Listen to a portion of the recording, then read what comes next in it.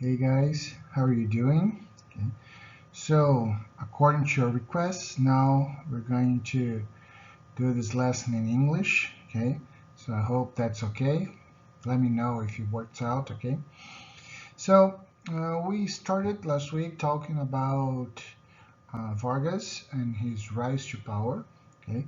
And this week we are talking about his consolidation of power. Okay. So he rose to power. He became president of uh, of the country, okay, in a dictatorial state, the provisional government. We saw it on part one from this class. Now we're going to start part two. So in part one, we saw the provisional government where Vargas ruled with authoritarian power. Okay, he ruled by decrees. So he passed laws without having to bother about Congress because Congress was closed. All legislative powers were closed in the country and states. Governors were removed. In their places, he appointed interventors. Okay, so Vargas ruled the country. Okay, with authoritarian rule. He was a dictator. However, internal pressure from politicians, especially coming from São Paulo state, the richest state, started changing the scenario, so tending to democratization. Some military tenentes, right, the lieutenants from the 1920s, they were not too fond of the idea of democracy, of democratization. Okay, some of them tended to fascism, others tended to socialism, communism. So either way, they were not happy about democratization. They thought that a return to democracy would mean a return to the old-time politics from the First Republic, and that was a problem. So eventually, even though they were pressuring the government, Vargas had to signal for the politicians, the aristocracy of Brazil, that democracy was going to return. But for São Paulo, it was not enough, so the Paulistas started a civil war, the Paulista War, or the Brazilian Civil War, as we call it in Portuguese, Revolução Constitucionalista, the Constitutionalist Revolution, okay? Even though it was not a revolution. So within a few months, the Paulistas were defeated, but the return to democracy was inevitable. So eventually, a constituent assembly was elected. Vargas had mentioned it and was preparing this return to democracy even before the Paulista War. Okay, the electoral laws that were being created pointed in that direction. So in 1934, there is a new constitution, and it's the beginning of the second stage of the Vargas era, of the Vargas government, of his consolidation of power, which is the constitutional government, a government where there is a constitution, as the name says, okay, and the government is a liberal government. Okay, the president has to follow the laws, has to negotiate with Congress, and he cannot just do whatever he wants. Okay, so this new constitution was promulgated on the 16th of July, 1934. Okay. Vargas continued in the chair as president of the country. It was an indirect election. The Constituent Assembly themselves voted for Vargas, so he would have a 4-year mandate. And after this mandate, he could not run for re-election, and another person would eventually be elected, according to the Constitution. Okay, that was not what happened. Remember that. Okay, and of course Vargas was not happy about it. Okay, he was losing power, he was losing control of the country. He criticized the Constitution for many reasons, but especially because it was, according to his words, too liberal. So the country would not stand together, the country would not stand united, it would eventually break apart. Okay. So state and national legislative branches returned to their activities as normal, Okay, many of the gains that had been granted, social gains that had been granted during the provisional government were affirmed in this new constitution. Okay, so a labor justice, a branch of the justice power, just regarding labor issues to protect workers' rights. Okay, an electoral justice to make sure elections would be fair. Okay, the secret ballot. Okay, women's suffrage. Okay, the 8-hour workday, illegality of children labor, paid vacation, many labor rights that had been in the workers' agenda during the 1910s, the 1917 strikes, for example, the 1920s, and Vargas had brought this to them. Okay, he was appealing to the urban masses. Okay, what we eventually gonna call populism. Even though I don't like the term populism so much because it tends to try to explain too much in one term. So it tends to bring together things that are too different from each other. Okay, but anyway, the constitutional government was eventually a setback on Vargas' authoritarian rule, even though okay, he began this new government in the middle of the year 1934, so mid 1934. By the end of 1935, a state of emergency was already issued, so it was in fact a little over a year, okay, of liberal government itself. Then repression came, but let's not get ahead of the train here, okay? No spoilers. So it was a setback for his authoritarian rule. Remember that. At the same time, okay, as people were granted the rights, the political rights back, okay, there was a rise in extreme politics. The radicalization in politics was very strong at the time. Okay, social movement grew. People now could make demonstrations. Strikes were legal once again. Okay, there was fighting between right-wing and left-wing partisans. Okay, so tensions were high in politics. Okay, especially regarding two groups. Okay, an extreme right-wing and extreme left-wing parties groups. Let's start with the right wing first, okay? The Integralist Party, Ação Integralista Brasileira, or AIB, okay? That was the name of the party, okay? Actually, they started as a group, not as a party, led by this dude up here, okay? Plínio Salgado, good looking, okay? Plínio Salgado was a writer, okay? He had been a part of the Modern Art Week in São Paulo in 1922, okay, a Semana de Arte Moderna. He was one of the leaders of the ANTA group, okay, I don't know how to say ANTA in English, okay, but the greens and yellows, verde amarelo, the nationalist group, okay, not the Oswald de Andrade's cool anthropophagic group, okay, but the other one, the nationalists, the fascist-like. Okay, so Plínio Salgado was one of them, one of their leaders.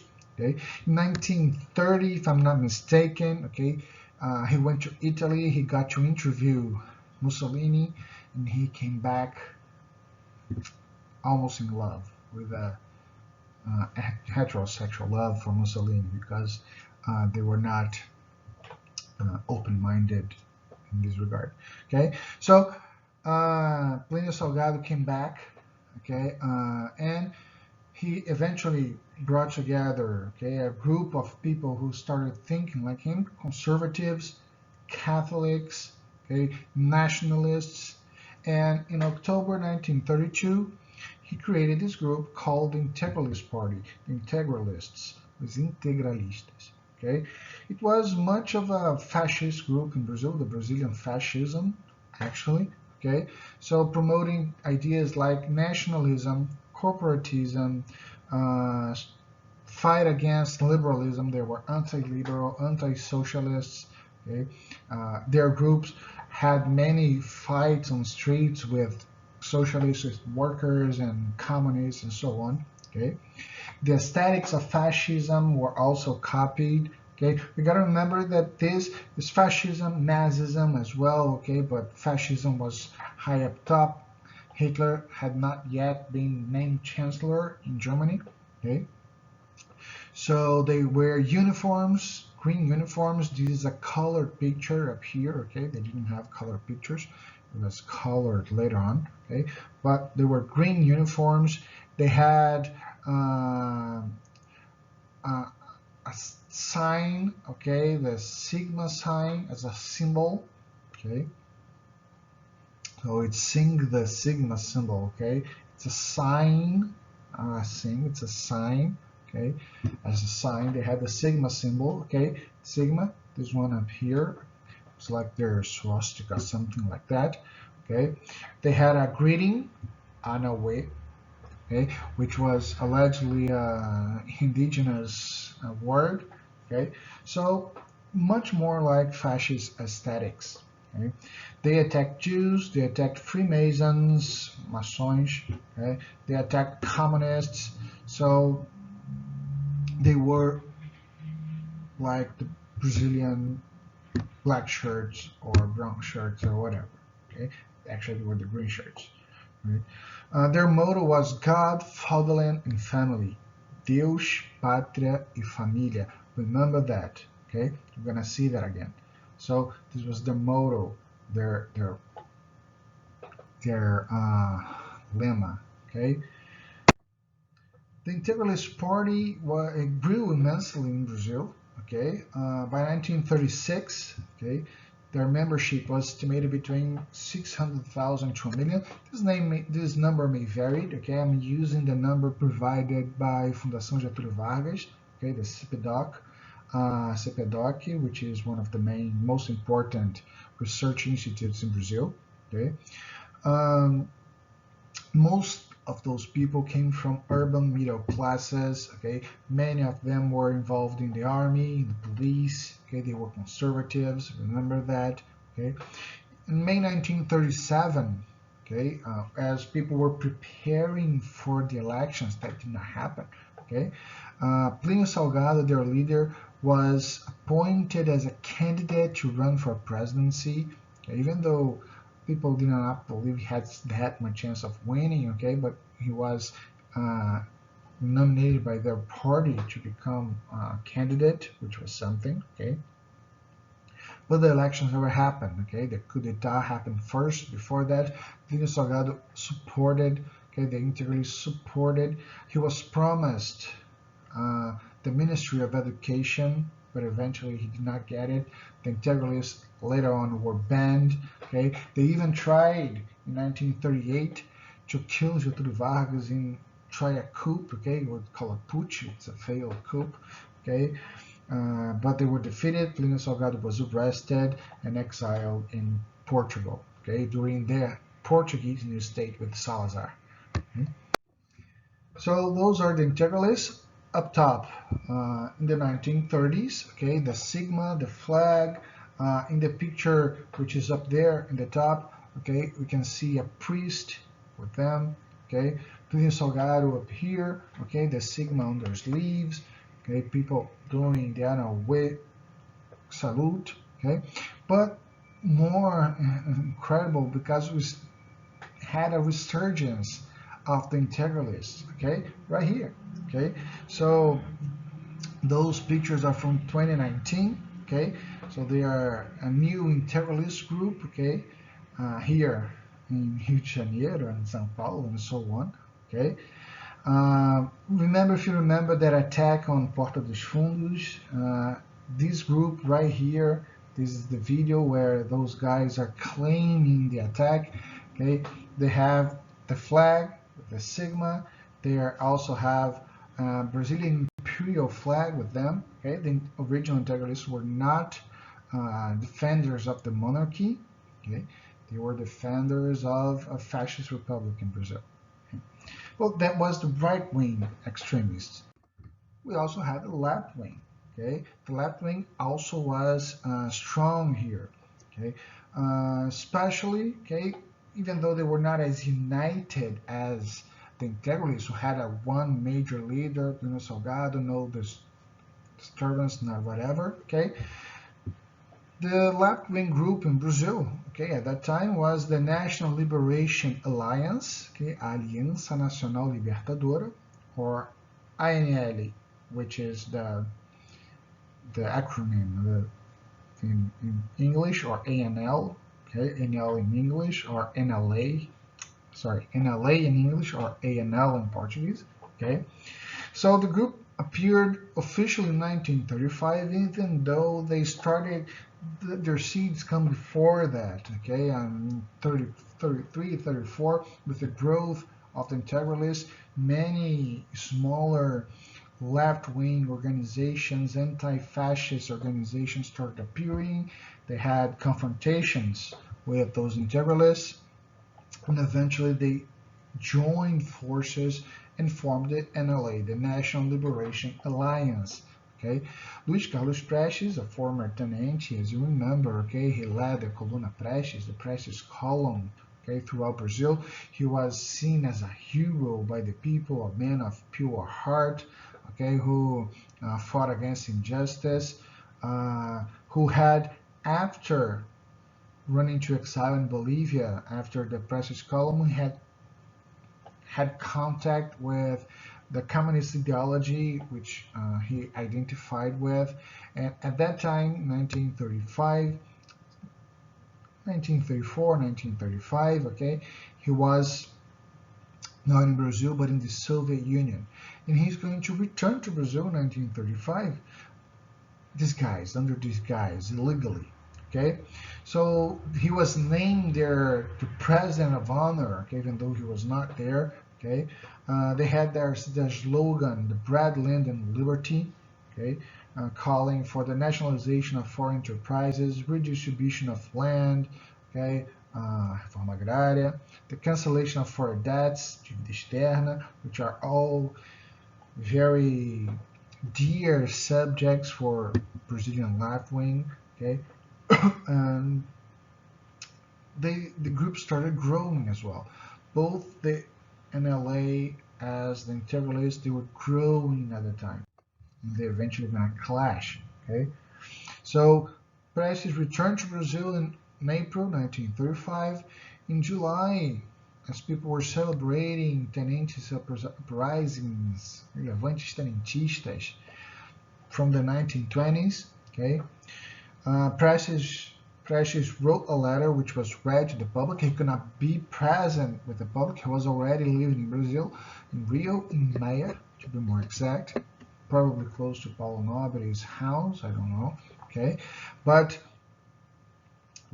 he was living under disguise. He wrote a letter which was read to the public. Okay, signed by Luiz Carlos Prestes, a hero. Remember that. Okay, where he called for the ousting of Vargas, for the NLA to take power, to seize power, okay, and this created a great commotion because he was literally and directly talking about a revolution in Brazil, okay, even though it was just a letter, okay. So Vargas used the repercussion of the document and the threat it presented. And under a fairly new law at the time, the National Security Act, or Lei de Segurança Nacional in Portuguese, which was from April 19, at the same year, okay, it was in July, so this law was from April passed. So it determined that left-wing groups were subversive, that any threat to national security was to be dealt with special measures from the government. Okay? So Vargas declares quick and a brief state of emergency. Okay? He started persecuting not only communists, okay, but many other former tenentes, okay, members of the National Liberation Alliance. The party itself was banned. Okay? Being banned means that the party cannot function anymore. Okay, it's sent to illegality. It's illegal now. Okay? And the party still worked, okay, in underground, we can say that, okay. So still 1935, okay, there are a few separate movements, okay, three different uprisings but coordinated amongst themselves, okay, known as the 1935 Communist Uprising, the Communist Rebellion, okay, or as in Portuguese, Levante Comunista, Rebelião Comunista de 1935, or still intentona comunista. Okay, this last one we don't use it that much. Intentona is a term that is kind of derogative. Okay, so it was used for a long time. Okay, it was um, the most common name, but it's not as used nowadays because it is derivative. Okay, but you must know it because you may see it in many texts or in exams. We don't know, so you gotta know that if someone's talking about Intentona Comunista, it's the Communist Uprising of 1935. Okay, so there were separate uprisings. Okay, all happened in November 1935. Uh, they were connected to the NLA. Not all were connected to the Communist Party, members of the Communist Party, which was illegal but still worked.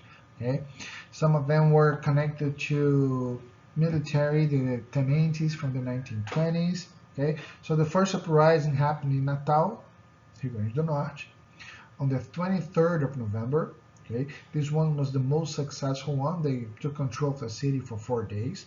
Okay, the next day, another rebellion started in Recife, which was quickly crushed. Okay, 4 days later, okay, in Rio de Janeiro, a new rebellion started. Okay, but was also quickly defeated. So there was not a real danger, okay, of success. The the communists, the people who were organizing the rebellion, they believed that the working class would support them. That once they started rebelling, strikes would appear all over the country. The workers would take arms. They would help them. They would come to their aid. This just did not happen. Did not almost happen. It didn't happen at all. People were like, okay, good luck. Something like that. So they were defeated, okay? But Vargas he seized that opportunity. He used that opportunity to call for, now we had a real state of emergency, okay, which intensified repression. This state of emergency was huge, okay. It started in November, okay. It was could last, okay, as an emergency for 30 days, but was interrupted a month later, even less, okay, for 2 days, as Congress passed an amendment to the Constitution, okay, and then a state of war, what we call in Portuguese, which is a state of emergency, but in Portuguese it called a state of war, estado de guerra. It was declared by Congress, which had a 90-day validity, let's put it like this, and it kept on being renovated from 90 and 90 days. They were renovating the state of emergency. So from November 1935 to July 1937, okay, from 1935 November to July 1937, almost without a break, okay, 2-day break, okay, only, okay, Brazil lived in a state of emergency. Okay, so much for a constitutional government, right? So Vargas was seizing back power to himself. Now, with the state of emergency, he had the tools, the means to control the country. Okay, even before, in April 1935, the National Security Act, Lei de Segurança Nacional, define political crimes and crimes for against political and social order. Okay, so it was a special legislation for this kind of crime. Okay, 1936. Okay, there was also a few months afterwards. Okay, the uprising and the new state of war. Okay, by Congress. There was a commission in Congress called Comissão Nacional de Repressão ao Comunismo. the National Commission for Stopping Communism. It was a translation I found. Okay, it was a commission which organized different initiatives in the repression of alleged communists. You got to remember that anyone who was opposition, who was against the government, could be labeled communist. The idea of communism was not a very strict one. Okay, so almost anyone could be labeled communist. Okay, so little bit later on, okay, still at the end of 1936, September, not the end exactly, okay, they also created a special court, okay, Tribunal de Segurança Nacional, TSN, National Security Court, or Tribunal, as well, okay. So it was a special court dedicated, connected to military justice, okay, dedicated to sentence people to prison due to political crimes. Okay, and there were many people who were being convicted of political crimes at the time. Graciliano Ramos, a famous writer, you probably read something of his. Okay, he wrote Memórias do Cárcere, Memories from Prison. I don't know how they translated that book. Okay, but there he describes his experience in prison. Okay, he was arrested because he was a member of the LNA. He was allegedly connected to the uprising, not directly, but he was an opposition. Even okay, some important politicians, as Pedro Ernesto, who had been interventor in Rio de Janeiro, the capital city of Brazil, eventually, due to connections to the LNA, Aliança ANL in Portuguese, LNA in English, okay, even he was arrested, okay, and was liberated, okay, only at the end, okay, of 1937, in November, a few days before the coup that started the new state. So to finish up, so we saw that there was the LNA, a left-wing group. Okay, so in 1935, Vargas used legislation, okay, the National Security Act, to ban the party. Then there was an attempt of communist uprising, a communist putsch, you can also say that, in Brazil, which failed miserably. Okay, but the government used this as an excuse, okay, to use it as an excuse to suppress opposition, okay, to declare a state of emergency. Brazil was in danger of a communist crisis, of a communist rebellion, they said, even though that was far from the truth. Okay, so in 1937, July 1937, okay, after much debate on Congress, the state of emergency was lifted, so everything returned to normality.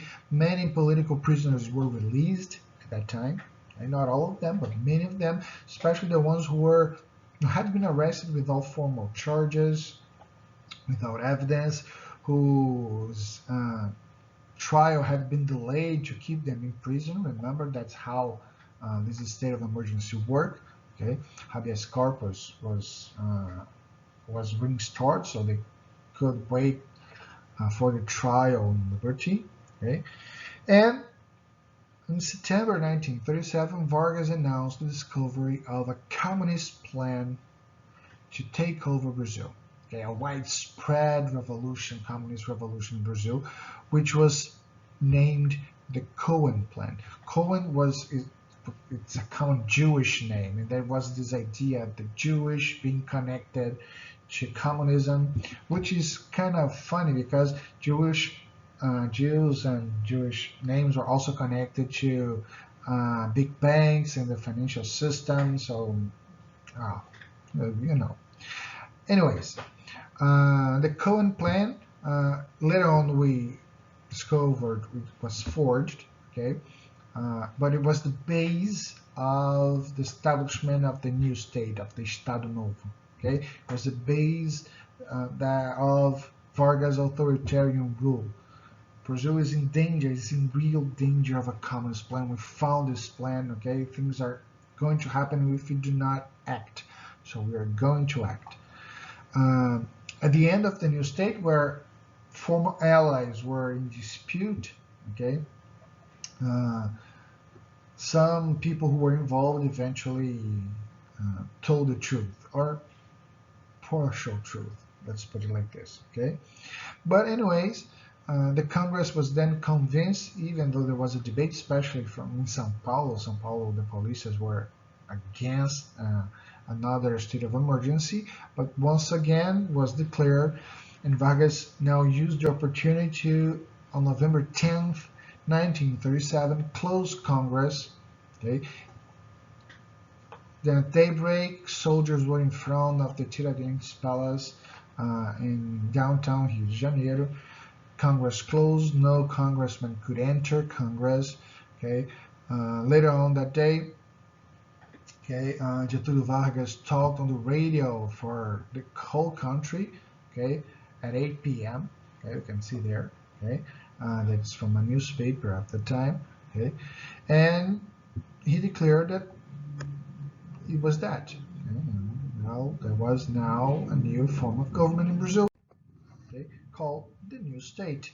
Okay, Estado Novo. So with the new state, all political parties were banned right on. Okay, all elections were canceled. The presidential elections would happen the following year were canceled. Congress and Senate were closed. Okay, Vargas had all power for himself. He did not even have a vice president. Okay, there was only him.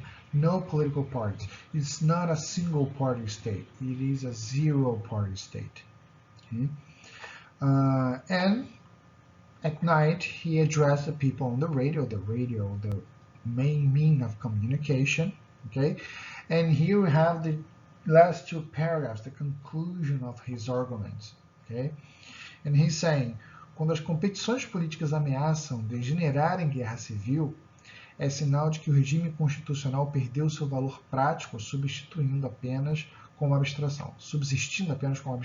Perdão. A tanto havia chegado o país.